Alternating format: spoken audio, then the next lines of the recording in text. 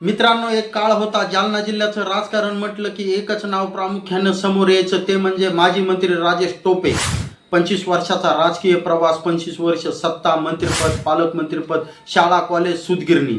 पण आज वास्तव वेगळं आहे मित्रांनो. राजेश टोपे यांची राजकारणातील क्रेज कमी होते का? कारण स्थानिक स्वराज्य संस्थेच्या निवडणुकीमध्ये राजेश टोपे यांचा राजकारणातील दबदबा फारसा दिसून आलेला नाही.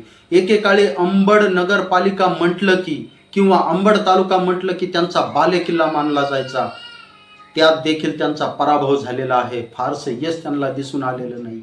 जालना जिल्ह्याचे पालकमंत्रीपद, महाराष्ट्राचे आरोग्य मंत्रीपद भूषवणारे माजी मंत्री राजेश टोपे यांना जालना जिल्हा महानगरपालिकेत देखील एकही नगरसेवक निवडून आणता आला नाही.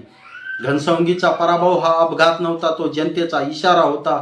कार्यकर्ते दुरावले, संपर्क तुटला आणि काळ देखील बदलला, पण नेतृत्व बदललं नाही. आज प्रश्न स्पष्ट आहे. नेतृत्व लोकांसोबत असतं, ती फक्त खुर्ची भोवती फिरताना आपल्याला दिसून आलेलं आहे. कारण सत्ता गेल्यावर खरी क्रेज उघडी पडते. तुमचं मत काय आहे मित्रांनो यावर? राजेश टोपे यांचा राजकीय काळ संपतोय की अजून एक शेवटचा डाव बाकी आहे?